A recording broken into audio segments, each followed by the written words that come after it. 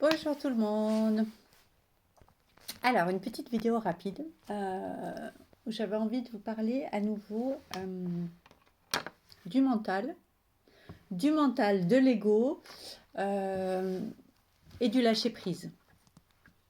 Du lâcher prise, c'est vrai que c'est incroyable en fait, le temps qu'on passe dans notre mental à se poser des questions, Quand je dis qu'il faut se poser les bonnes questions, en fait, souvent je dis ça. Et d'être curieux, etc., etc., de juger par soi-même, comment on dit, de faire sa propre expérience. Oui, mais en fait, c'est pas dans le sens de passer la journée à se poser des questions, les unes après les autres. Ça, c'est un truc de fou, quoi. Oui, ok, mais se poser les bonnes questions. Et pas comme ça, non-stop, tous les jours, toute la journée. Et alors, le pire, c'est quand t'as l'ego qui prend le relais, l'ego du mental, quoi. C'est quelque chose de fou, hein, parce que j'en parlais justement, j'en parlais tout à l'heure avec une copine, et on se disait, non mais c'est dingue, quoi.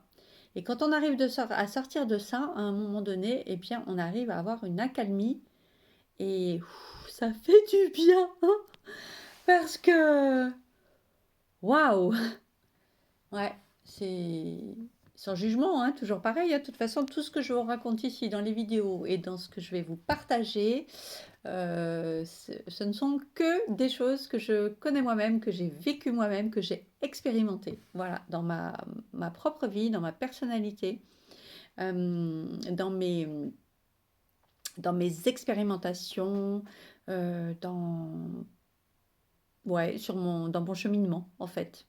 Donc vraiment aucun jugement, mais et avec beaucoup d'humour toujours, hein, comme d'habitude. Mais ouais, parce qu'à un moment donné, il faut aussi, c'est bien qu'il y ait un reflet de nous en fait, qu'il y a un moment donné, moi c'est comme ça aussi que beaucoup j'ai j'ai pris des claques des fois en écoutant des gens qui disaient hé hé hé, vas-y, réveille-toi quoi. Arrête avec tes questions, arrête avec le petit vélo dans la tête quoi. Et voilà quoi, parce que c'est vrai, à un moment donné, non mais sinon c'est sans fin en fait. C'est sans fin, c'est non-stop. Et c'est un schéma en fait. C'est une sorte de schéma addictif qu'on enclenche, qui nous mène par le bout du nez, qui nous mène à droite, qui nous mène à gauche et tout, dont on se rend même plus compte à force. Et bah un petit peu comme l'ego aussi, hein, à sa manière. Et voilà, j'avais envie de vous partager ça. Et puis je pense à partir du moment où on arrive vraiment à lâcher prise sur des situations, à lâcher prise même sur nous-mêmes, sur nos... vraiment qu'on lâche, quoi, vraiment, qu'on se dit non mais maintenant j'arrête, quoi, c'est bon, les questionnements, les ci, les là, euh, s'auto-juger, s'auto-critiquer, comment dire,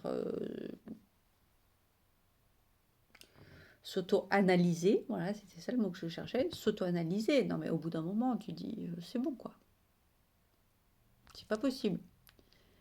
Et quand tu arrives vraiment à dire, bon, je prends du recul, mais vraiment je lâche prise sur tout, surtout que comme je dis tout le temps, il y a un paquet de trucs qui ne dépendent pas de nous. Donc c'est pas la peine de se prendre la tête, à se poser 40 000 questions et tout, parce que on a tous notre libre arbitre, nous-mêmes et les autres. Donc oui, tout est possible. Oui, tout le monde a le choix de tout. Oui, tout le monde a son propre libre arbitre, hein. Parfois, on a l'impression qu'il y a des situations qui sont serrées, coincées, euh, pas évidentes, bloquantes. Oui et non, vous savez ce que j'en pense là-dessus. On a notre libre arbitre tout le temps à tous. Et en fait, rien que mentalement, le fait de s'autoriser, même une situation que l'on peut voir bloquée, parce que concrètement, c'est compliqué. Alors, je dis n'importe quoi. Par exemple, pendant le Covid, la fermeture des frontières. Les frontières étaient fermées, elles étaient fermées. On a beau dire oui, si, tu peux voyager quand même. Ben non, non, concrètement, tu peux pas. Donc oui, ok, des cas extrêmes comme ça. De toute façon, je dis que vraiment dans les situations bloquées, de chez bloqué, eh bien, il y a toujours quelque chose à accueillir chez nous, en fait, de ce que ça va nous faire ressentir. Est-ce qu'on va ressentir que c'est injuste? Est-ce qu'on va ressentir qu'on est privé de liberté? Est-ce qu'on va ressentir de la colère? Est-ce qu'on va ressentir de la tristesse? Tout ça n'est pas anodin, parce qu'en fait, il n'y a pas une personne, enfin si, bien sûr, il y a plusieurs personnes qui ont ressenti la même chose, mais je veux dire, pour chacun, c'est différent. Et en fait, bah voilà, parce que au niveau de nos histoires personnelles, ça va nous lier à quelque chose de particulier, de personnel, en fait, cette situation. Et ça me fait bailler. Et voilà, mais sinon, vraiment, même une situation bloquante, elle veut dire quelque chose de toute façon. Qu'il faut travailler sa patience, par exemple. Voilà, mais qu'il faut prendre du recul, qu'il faut envisager les choses d'une autre manière, comprendre les choses d'une autre manière. Mais bien sûr qu'on a notre libre arbitre. On a notre libre arbitre de ce qu'on veut décider. Et en fait, ce que je vais vous parler, c'est qu'il y a beaucoup de personnes qui, en fait, ne prennent pas d'action dans la matière, qui ne veulent pas prendre de décision, qui ne veulent pas faire de choix. Et ça, je le vois énormément. En fait, ils attendent des signes du destin, ce qu'ils appellent des signes du destin. Et en fait, c'est fou, quoi. Alors oui, on peut essayer de voir des signes d'insynchronicité, tout ça. Ça, c'est pas moi qui vais vous dire le contraire, parce que j'y crois à tout ça. Mais en fait, en gardant son libre arbitre, en faisant nos propres choix. Comme je dis tout le temps, ne pas choisir, c'est choisir. Les gens qui croient que ne pas choisir, ils se remettent à Dieu. Alors dans tous, vous savez, les pays où on passe la journée à prier, on prie Dieu, on prie Dieu, on prie Dieu pour avoir un signe, pour qu'il se passe quelque chose. Non mais oh, c'est nous-mêmes qui avons notre libre arbitre. Oui, on peut demander à Dieu de nous accompagner, on peut demander à Dieu de nous guider, de nous soutenir, de nous soulager. On peut demander plein de choses à Dieu, mais on ne va pas demander à Dieu d'agir à notre place. On va demander à Dieu de prendre des actions, des décisions à notre place. Qu'il se passe quelque chose. Non mais, c'est fou quoi. Mais je vous assure que ça arrive tout le temps. Et j'en connais plein, des gens qui font ça. En fait, ils remettent à Dieu leur vie. Et ils croient que c'est Dieu qui va décider. Ils attendent du coup un signe, qu'il se passe quelque chose, que voilà. Mais mon Dieu, mais quel manque d'estime de soi, de remettre son pouvoir. Alors je dis pas pour le coup à Dieu, bon ben là c'est bien choisi, hein. Non mais c'est un truc de dingue quoi, parce que Dieu il va te soutenir dans ton action, mais ton action elle est personnelle. Ton action c'est ton libre arbitre et ça il n'y a personne, ton enfant, ton parent, ton compagnon, ton conjoint, il n'y a personne qui peut prendre les décisions à ta place. Et ça fait partie de la responsabilité. C'est des choses qu'on voit aussi dans la numérologie, justement, beaucoup avec le 6, la responsabilité vraiment, de reprendre la responsabilité de sa vie, c'est le 6. Mais il va y avoir aussi la puissance et l'abondance et la matérialisation, tout ça avec le 8. Il va y avoir les structures, les racines. Oui, la structuration, restructurer sa vie, reconstruire sa vie, se positionner avec le 4, avec le 1, avec la créativité, avec l'action. Mais ça, c'est propre à nous. C'est propre à nous. Donc, mais c'est hallucinant, quoi. C'est rigolo, je me moque pas, mais bon, à un moment donné, on demande tous, on dit un signe du ciel, ou limite, il y a des gens, ils attendent des signes du ciel, et en fonction de la synchronicité, en fait, ils vont décider. Ils vont dire, ah ouais, c'est un signe, il faut que je fasse ça. Mais c'est un truc de dingue, quoi. Je sais pas si ça vous parle, est-ce que vous faites ça?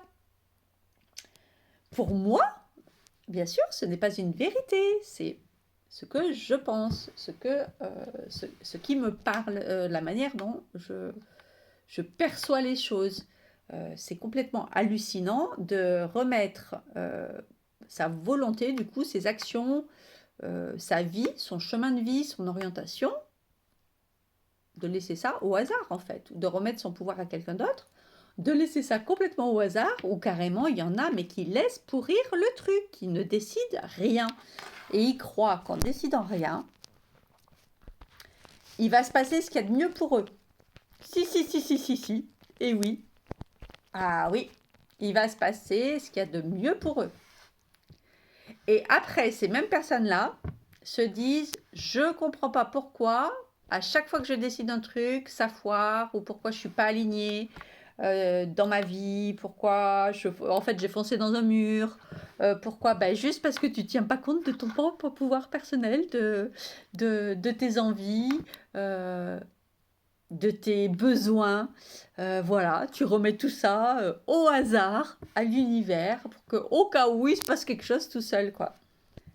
Donc voilà, j'avais envie de vous partager ça. Non, mais à un moment donné, ça, il faut lâcher prise. Mais quand on dit lâcher prise, c'est pas ne rien faire. C'est pareil, les gens confondent lâcher prise avec ne plus rien faire. Mais c'est pas ça le lâcher prise. Le lâcher prise, c'est mettre toutes les actions en place. Les actions dans la matière, la concrétisation, les décisions, la concrétisation des décisions dans la matière. Et advienne que pourra, il se passera ce qu'il se passera. Je vais jouer au loto, c'est pas pour ça que je suis sûre que je vais gagner, mais au moins je joue. Si je ne joue même pas, je risque pas de gagner. Voilà, c'est ça quoi. Il y a des gens, ils veulent gagner au loto, mais ils vont pas jouer. Ils disent ah si jamais, si je dois gagner, je gagnerai. Ben non, si tu vas pas jouer, tu vas pas gagner hein, déjà. Et voilà, mais c'est un peu, c'est exprès imagé, mais pour comprendre vraiment. C'est parce que c'est vraiment ça, on en est là. C'est des trucs aussi risibles que ça, en fait, dans la vie.